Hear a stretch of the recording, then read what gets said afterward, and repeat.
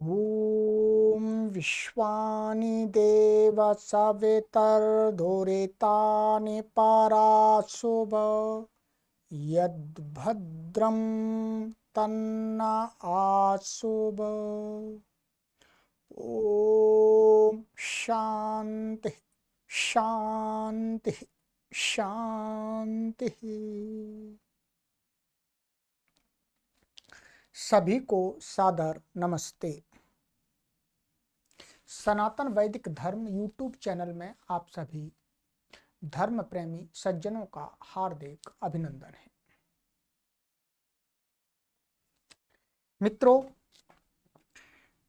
सनातन वैदिक धर्म YouTube channel पर हम निरंतर सत्यार्थ प्रकाश का स्वाध्याय कर रहे हैं और सत्यार्थ प्रकाश स्वाध्याय में अभी हमारा तृतीय अध्याय अर्थात तृतीय समुल्लास चल रहा है। ठीक है, तो ये तृतीय समुल्लास हमने एक कक्षा आपको पढ़ा दी थी। प्लेलिस्ट में सभी समुल्लासों के लिए अलग अलग प्लेलिस्ट हम बना रहे हैं, वहाँ पर आप देख सकते हैं। ठीक है, यदि आपने पहले के दो समुल्लास नहीं पढ़े हैं तो पहले के दो समुल्लास अवश्य पढ़ लीजिए। तो अध्ययन अध्यापन विधि के विषय में एक कक्षा में हमने ये कुछ पढ़ रहे थे, तो पढ़ने और पढ़ाने वालों के विषय में महाराज जी बता रहे हैं।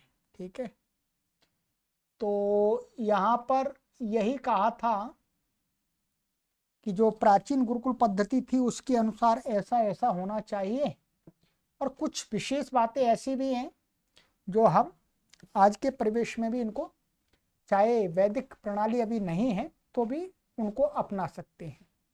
जैसे अच्छे अध्यापकों के पास में अब अपने बालकों को भेजें इत्यादि इत्यादि। ठीक है, उसी से आगे अब ये आरंभ कर रहे हैं, अभी उसी को और स्पष्ट करेंगे। विद्यालय अर्थात बच्चों बालक बालिकाओं के अध्ययन अध्यापन विषय को पूरे समुल्लास में ही बताएंगे। ठीक है, तो अब ये यहाँ पर ये कह रहे हैं कि पाठशालाओं से एक योजन अर्थात 4 कोस दूर ग्राम व नगर रहे। इन्होंने ये तो कह दिया था कि जो बालक और बालिकाओं की जो पाठशालाएं हैं वो दूर दोनों होनी चाहिए, 2-2 कोस माने 6-6 किलोमीटर। जहाँ बालिकाओं की पाठशाला है, कॉलेज स्कूल विद्यालय है, और बालकों का उससे 6 किलोमीटर दूर होना चाहिए। सावधानी की दृष्टि से बहुत अच्छी बात है, यदि ऐसा लागू हो जाता है तो उत्तम है। अब ये बता रहे हैं कि पाठशाला नगर गांव से कितनी दूर होनी चाहिए एकांत में। ठीक है, तो ये बता रहे हैं कि पाठशालाओं में से क्या एक योजना अर्थात 4 कोस दूर ग्राम नगर रहे। जो पाठशालाएं हों बनाई जाएं, पढ़ाने के केंद्र बनाए जाएं, तो कह रहे हैं गांव अथवा शहर से 4 कोस का मतलब हो गया 12 किलोमीटर, 12 किलोमीटर दूर शहर नगर से दूर होने चाहिए। अच्छी बात है, शांत, वहां पर कोई ज्यादा कोई भीड़ भड़क्का शोरगुल आना जाना लोगों का नहीं होगा, एकांत होगा, पढ़ाई में बच्चों का मन लगेगा रहे। सब को तुल्य वस्त्र, अब देखिएगा ये बहुत अच्छी बात कह रहे हैं, सबको तुल्य वस्त्र खान पान आसन दिए जाएं, चाहे वह राजकुमार व राजकुमारी हो, चाहे दरिद्र के संतान हो, सबको तपस्वी होना चाहिए। शिक्षा के विषय में इस बात को तो हमेशा हर व्यक्ति को, हर देश को ध्यान में रखना चाहिए कि हम शिक्षा को इस प्रकार से उपलब्ध कराएं कि जो शिक्षा के केंद्र हैं वहां पर कोई भी बालक जाकर के ये अनुभव ना करे कि मैं निर्धन हूं, मैं धनवान हूं। सभी बालकों को एक समान की अनुभूति होनी चाहिए कि हम यहाँ पढ़ने के लिए आए हैं और हम सभी समान हैं और हम सभी को समान ही सुविधा उपलब्ध है। ये बहुत सुंदर व्यवस्था है। भारत देश के अंदर यदि व्यवस्था हो जाती है, ये संभव है, सरकार यदि चाहे तो कर सकती है, आराम से कर सकती है। संविधान में परिवर्तन करके एक कानून ला करके कर सकती है कि जो भी विद्यालय हैं उनमें जहां भी, चाहे आपको वो आवासीय विद्यालय हों अथवा डे बॉडी वाले हों, सब में कि सबको तुल्य वस्त्र और खान पान, आसन, आसन मान बैठने का लेटने का जो भी है, और चाहे वो राजकुमार हो, राजा का बालक हो, चाहे राजा की बालिका हो, राजकुमारी हो, चाहे हो निर्धन दरिद्र बालक, दरिद्र का बालक, सबको समान होना चाहिए। क्यों? क्योंकि सबको तपस्वी होना चाहिए। यदि राजकुमार राजा के बालक को तो बहुत अधिक सुविधा दे दी, वो तपस्वी नहीं होगा, वो भोगी बन जाएगा। राजा के बालक को तो और ज्यादा अधिक तप कराना चाहिए, तो आगे चल करके संभावना है वो राजा बने, तो राजा को तपस्वी होना चाहिए। तो महाराज जी कह रहे हैं तपस्वी सबको होना चाहिए, जो को शिक्षा हमें तपस्वी बनाती है। यदि पढ़ करके हम तपस्वी नहीं बने तो हमारी शिक्षा व्यर्थ है। उनके माता पिता अपने संतानों से व संतान अपने माता पिताओं से न मिल सके और न किसी प्रकार का पत्र व्यवहार एक दूसरे से कर सके, जिससे संसारी चिंता से रहित होकर केवल विद्या बढ़ाने की चिंता रखें। बहुत सुंदर बात कही है। जो अध्ययन में सकारात्मक बिंदु हैं वो सब बता दिए हैं कि एक तो ये सबकी खान पान की समान व्यवस्था होनी चाहिए, सबको फल मिल रहे हैं, फल सबको होने चाहिए, सबको दूध, और नहीं है तो नहीं, ठीक है, और कपड़े भी सबको, ठीक है। और जो बालकों के माता पिता हैं, चाहे वो किसी का हो, चाहे अमीर का हो, चाहे गरीब का हो, उनको बालकों से मिलने की अनुमति नहीं होनी चाहिए। बालकों से मिलने की अनुमति मतलब डेली जा करके मिले नहीं, वर्ष में एक बार मिल लीजिएगा, वर्ष में 2 बार मिल लीजिएगा, ऐसा नियम बनाना चाहिए। और कहते हैं पत्र व्यवहार भी नहीं होना चाहिए। आजकल तो पत्र व्यवहार की वो जो प्रॉब्लम थी वो समाप्त हो गई है। तो मोबाइल चल गया है, तो मोबाइल से भी संपर्क नहीं रखा करना चाहिए, ना माता पिता को बालकों से, ना बालकों से बालकों को माता पिता से। हाँ, जो विद्यालय का नियम बन जाता है, कहीं की बना देते हैं कि सप्ताह में एक बार करना या मास में एक बार करना, उस प्रकार से बात कर सकते हैं। वो अपने अनुकूलता के अनुसार जो संस्थान के व्यवस्थापक हैं वो निर्धारित कर सकते हैं, ठीक है। इससे क्या होगा, यदि बातचीत करेंगे, मिलना मेल जुलाप करेंगे, तो संसारी चिंता होगी। माता पिता आकर के अपनी परेशानी बताएंगे, बालक अपनी परेशानी बताएगा, है बताते ही है, तो फिर माता पिता को चिंता होगी, बालक को माता पिताओं की चिंता होगी, तो पढ़ाई में व्यवधान हो जाएगा, है। विद्या बढ़ाने की चिंता रखे केवल बालक, जब भ्रमण करने जाएं तब उनके साथ अध्यापक रहें, जिससे किसी प्रकार की कुचेष्टा न कर सकें और न आलस्य प्रमाद करें। और कभी विजिट पर ले जाते हैं घुमाने के लिए, पर्यटन के लिए, तो कहते हैं वो तब अध्यापक अवश्य रहें। बालिकाओं के साथ में अध्यापिकाएं और बालकों के साथ में अध्यापक अवश्य रहें, ठीक है, जिससे कोई गलत चेष्टा ना करें। तो ये तो बिल्कुल बहुत ही अच्छी बात है, इसको हम सभी को ध्यान देना चाहिए, हमारे नेताओं को भी ध्यान देना चाहिए शिक्षा के विषय में, कि शिक्षा सबको समान होनी चाहिए, अर्थात शिक्षा के साधन सबको समान होने चाहिए। फिर जो परिश्रम करेगा, मेहनत करेगा, वो आगे बढ़ेगा, तब तो मनुष्य के सामाजिक व्यवस्था में बहुत बड़ा न्याय हो सकेगा। अभी अन्याय हो रहा है शिक्षा के क्षेत्र में।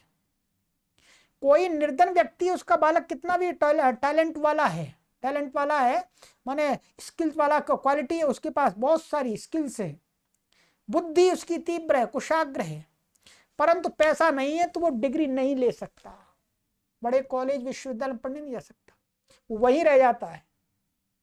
और एक अमीर का बच्चा जिसके पास कोई योग्यता नहीं है, वो पैसे के बल पर डिग्री, वो एडमिशन ले लेता है और डिग्री मिल जाती है। ये अन्याय हो रहा है, इस अन्याय को सरकार को समाप्त करना चाहिए। सबके लिए शिक्षा समान होनी चाहिए, है?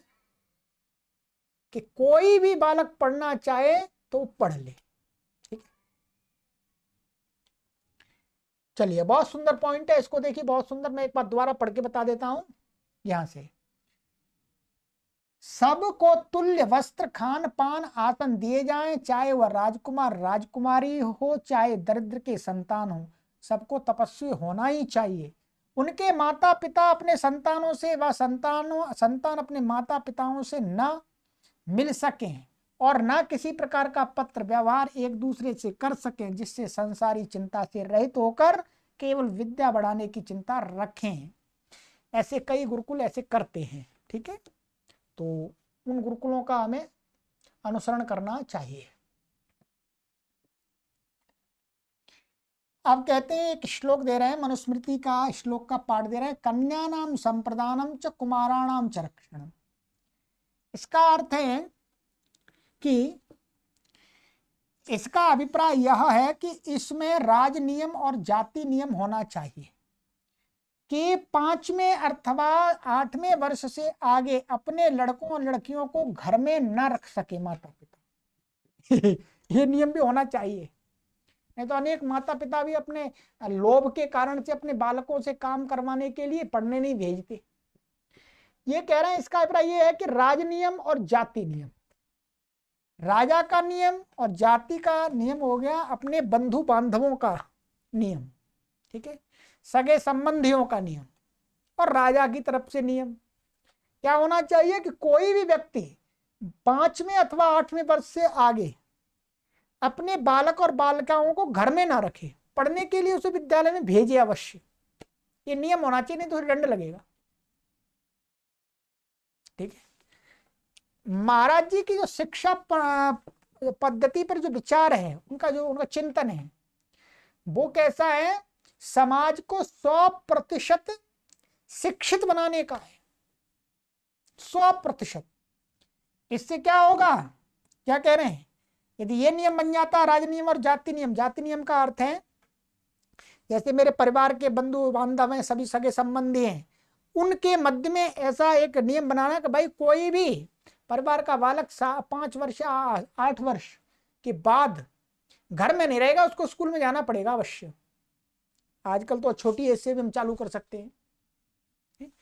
तो इस प्रकार का नियम लागू हो जाएगा, परिवार के लोग आपस में एक दूसरे बालक को अवश्य भिजवाएंगे। परिवार के लोग दबाव देंगे, राजा का नियम होगा, राज व्यवस्था का नियम होगा, तो 100% क्या है, सब लोग पढ़ने जाएंगे और 100% शिक्षा का प्रचार प्रसार होगा, 100% लोग शिक्षित होंगे। ठीक है,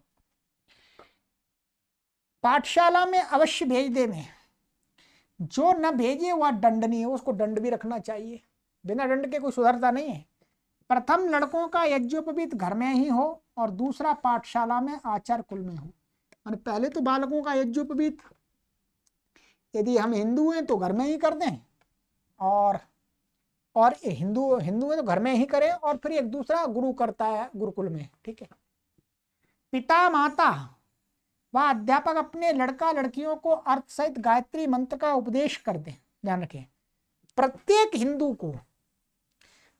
हिंदू को अपने बालक बालिकाओं को गायत्री मंत्र अर्थ सहित तो अवश्य सिखा देना चाहिए। ध्यान रखिएगा, अनेक लोग इसका विरोध करते, ऐसे लोगों का बहिष्कार होना चाहिए। गायत्री मंत्र का उच्चारण प्रत्येक व्यक्ति मान प्रत्येक मनुष्य कर सकता है, और महाराज जी बिल्कुल शुरू से बता रहे हैं कि प्रत्येक माता पिता और अध्यापक अपने बालक और बालिका, लड़के और लड़कियों को अर्थ सहित गायत्री मंत्र का उपदेश माने सिखाएं। अब भाई आप जरूर सिखा देना, ठीक है, आप किसी के चक्कर में मत फंसना। अनेक लोग विरोध करते हैं, भाई गायत्री मंत्र सबके लिए नहीं है। अनेक तो ऐसे भी आपने देखे होंगे कि ऐसे कहते हैं स्त्रियां गायत्री मंत्र का जाप नहीं कर सकती, उनको पाप लगेगा। उनको थोड़ा भी विवेक नहीं है, वो बिल्कुल भी बुद्धि का प्रयोग नहीं करते कि गायत्री मंत्र के अंदर ऐसा क्या है सो स्त्रियां पढ़ लेंगी तो पाप लगेगा।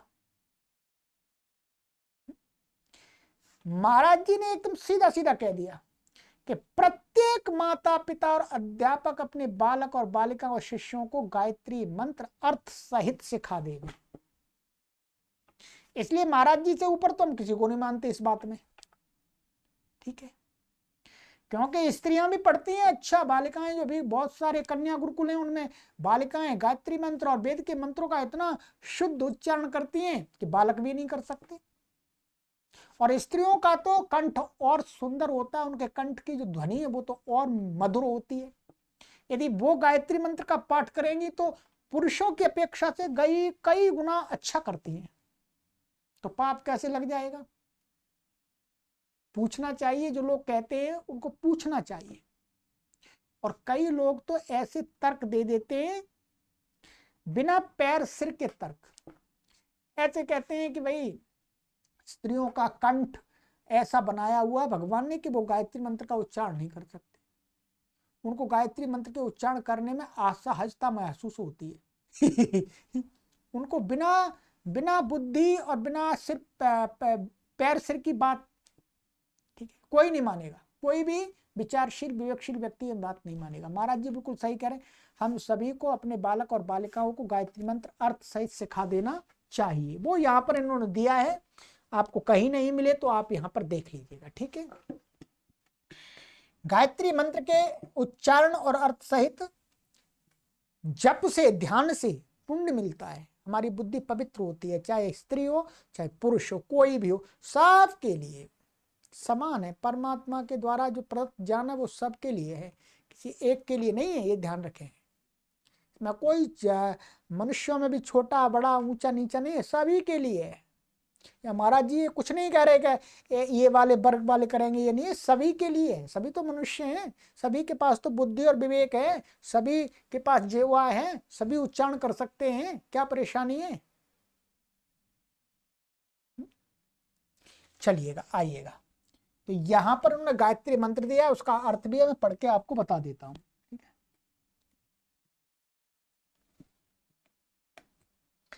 ओम भूर्भुवः स्वः तत्सवितुर्वरेण्यं भर्गो देवस्य धीमहि धियो यो नः प्रचोदयात्। ये जो आप देख रहे हैं, ये नीचे ऐसी रेखा, इससे आपको कोई लेना देने, ये क्या होता है, वेद मंत्रों पर स्वर लगता है। अभी आप स्वर के विषय में नहीं जानते होंगे तो वो कोई आवश्यक भी नहीं है, ठीक है। तो आपको केवल यहाँ शुद्ध गायत्री मंत्र का उच्चारण करना है। मेरे साथ आप 3-4 बार कर लीजिएगा, फिर आप अपने आप सीख जाएंगे, ठीक है। सिखा दीजिएगा दूसरों को भी। बोलिएगा ओम भूर, ये भूर रहा है, भूर भुवः बन भुवः स्वः स्वः स्वः तत् सवितुर्वरेण्यं वरेण्यं भर्गो देवस्य धीमहि धियो यो नः प्रचोदयात्, प्रचोदयात्, ठीक है। बोलिएगा ओम भूर्भुवः स्वः तत्सवितुर्वरेण्यं भर्गो देवस्य धीमहि धियो यो नः प्रचोदयात्। ओम भूर्भुवः स्वः तत्सवितुर्वरेण्यं भर्गो देवस्य धीमहि धियो यो नः प्रचोदयात्। आइएगा, अब महाराज जी क्या कहते हैं आगे। इस मंत्र में जो प्रथम ओम है उसका अर्थ प्रथम समुल्लास में कर दिया, प्रथम समुल्लास में कर दिया है। परमपिता परमेश्वर का ये निज नाम है और इसी नाम में सभी नामों का समावेश हो जाता है, ये वहां बताया, वहीं से जान लेना। अब 3 महाव्याहृतियों के अर्थ संक्षेप से लिखते हैं। ये क्या है, भूर भुवः स्व, इनको महाव्याहृति बोलते हैं, ठीक है। संक्षेप से लिखते हैं क्या, भूरिति वै प्राणः, यह प्राणयति चराचरम जगत स भू स्वयं भूरीश्वरः। इसका अर्थ करते हैं कि जो सब जगत के जीवन का आधार, प्राण से भी प्रिय और स्वयंभू है, स्वयं माने स्वयं ही होने वाला है, उसके होने में किसी दूसरे की आवश्यकता नहीं।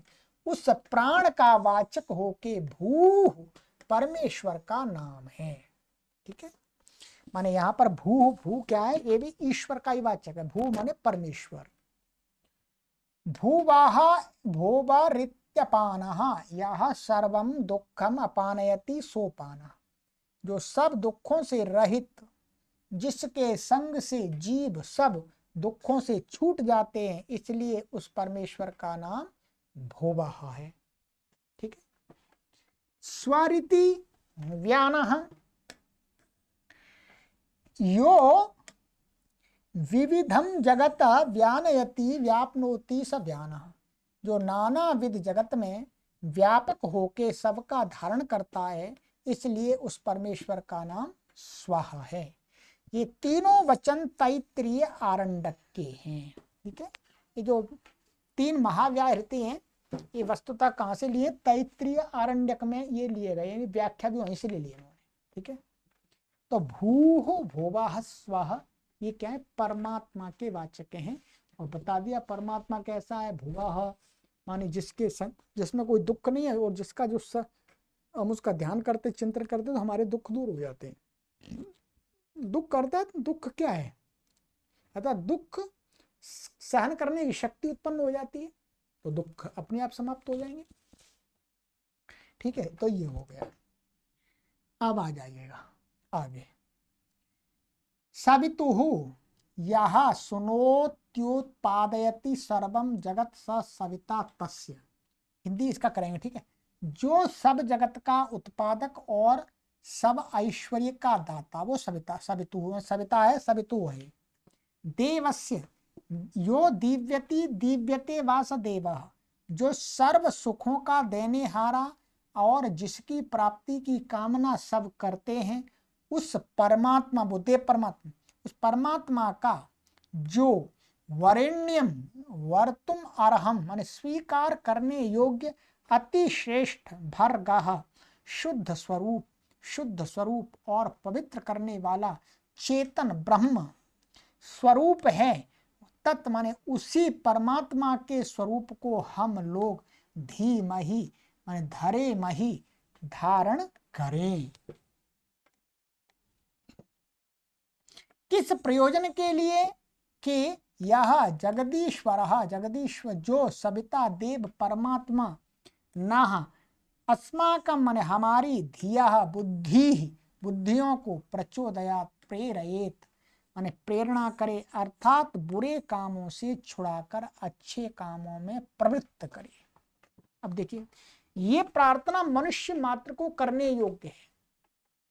इसमें क्या कहा कि परमपिता परमेश्वर के हम उन गुणों को ध्यान करें जिससे हमारे सभी दुख दूर हो जाएं, और वह परमपिता परमेश्वर हमारी बुद्धि को पवित्र करके बुराइयों से हटा करके अच्छाइयों की तरफ प्रेरणा दे।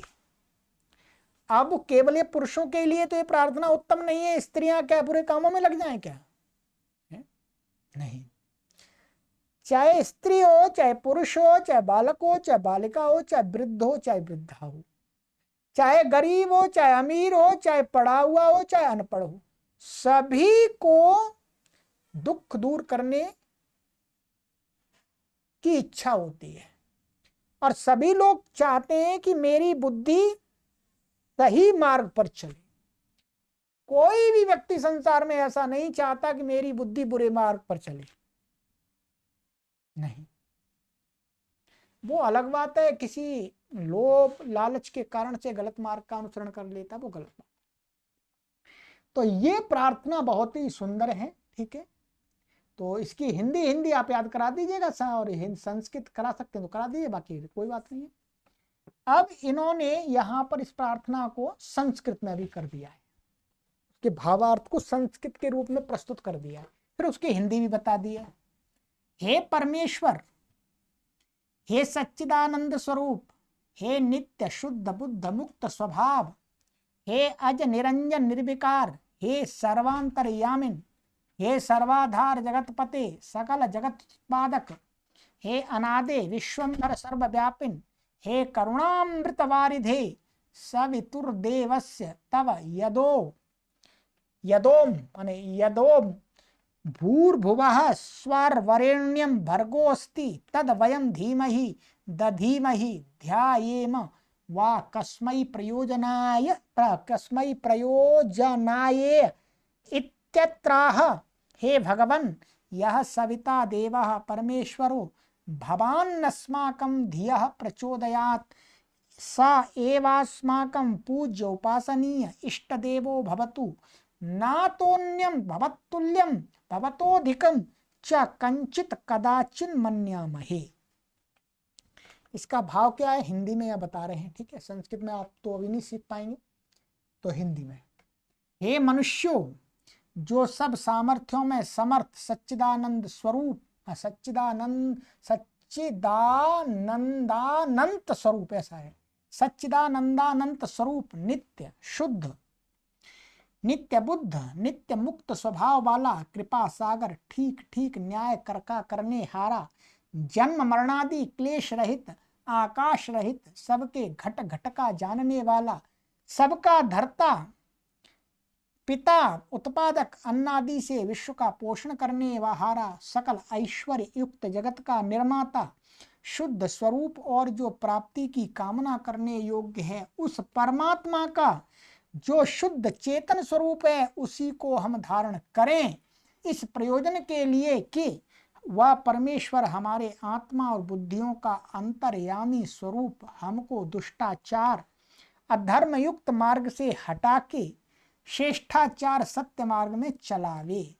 उसको छोड़कर दूसरे किसी वस्तु का ध्यान हम लोग नहीं करें, क्योंकि न कोई उसके तुल्य और न अधिक है। वही हमारा पिता, राजा, न्यायाधीश और सब सुखों का देनेहारा है। इसमें आपने देखा होगा कि महर्षि दयानंद सरस्वती जी ने परमात्मा को कितना श्रेष्ठ स्थान दिया है अपने विचारों में। और कुछ अज्ञानी लोग ऐसे प्रचार करते हैं समाज में कि महर्षि दयानंद सरस्वती जी तो नास्तिक हैं। इन बातों को पढ़ करके कोई भी अज्ञानी व्यक्ति, कितना भी अज्ञानी अनपढ़ व्यक्ति, ये नहीं कह सकता कि स्वामी दयानंद सरस्वती जी नास्तिक हैं। इसमें महर्षि दयानंद सरस्वती जी तो बार बार ईश्वर की सत्ता को स्वीकार करने का विचार दे रहे हैं। आप देख लीजिएगा, प्रथम समुल्लास, द्वितीय समुल्लास, तृतीय समुल्लास में भी आगे।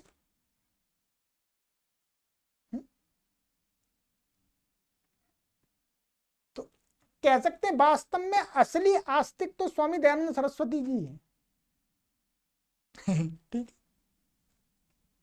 तो ये हो गया। तो ये इसका अर्थ बता दिया, संस्कृत थी। अब कहते हैं इसी प्रकार से, इस प्रकार गायत्री मंत्र का उपदेश करके, यानी उपदेश माने सिखा करके, ये हम सभी को अपने बालक बालिकाओं को अवश्य सिखा देना चाहिए, ठीक है। सिखा करके, उपदेश करके संध्योपासन की जो स्नान, आचमन, प्राणायाम आदि क्रिया हैं सिखलावे। अब क्या है, संध्या आदि की जो प्रक्रिया है, हमने एक कोर्स बना दिया है यहाँ पर, वैदिक संध्या नाम का एक कोर्स बना दिया है। कोई भी व्यक्ति अब संध्या आराम से कर सकते, सीख सकते। मंत्रों का उच्चारण मैंने अच्छी प्रकार से सिखा दिया है, ठीक है। तो उस कोर्स से आप अपने बालकों को संध्या सिखा दीजिएगा, ठीक है। और संध्या की आपको यदि पीडीएफ चाहिए, संध्या की यदि पुस्तक नहीं मंगा सकते, पीडीएफ चाहिए संध्या किस प्रकार से आपको करनी है, वो आप हमसे इस नंबर पर 8319694799 इस नंबर पर संपर्क करके हमें लिख दीजिएगा, गुरुजी संध्या की पीडीएफ चाहिए, हम आपको निःशुल्क संध्या की पीडीएफ उपलब्ध करा देंगे, ठीक है। पुस्तक चाहिए, पुस्तक भी उपलब्ध करा देंगे। पुस्तक का आपको मूल्य देना होगा, पीडीएफ आपको निःशुल्क मिल जाएगी, ठीक है। ध्यान दीजिएगा। तो संध्या की विधि सिखाएं, तो अपने बालकों को हमें बचपन में ही संध्या सिखा देनी चाहिए, ठीक है। प्रत्येक हिंदू को अपने बालक को संध्या सिखा देनी चाहिए, ठीक है। हमारा तो ये मानना, महाराज जी भी यही कह रहे हैं, ठीक है। चलिएगा, तो संध्या करने से पहले तैयारी के विषय में ये बताते हैं कि यहाँ पर कुछ है, ये अगली कक्षा में करेंगे। ठीक है, आज इतना ही करेंगे। तो सिखलावे, प्रथम क्या करना होता है, स्नान करना होता है, फिर शरीर के वायु शुद्धि और आरोग्य आदि होते हैं, इसमें प्रमाण ये दिया है इन्होंने।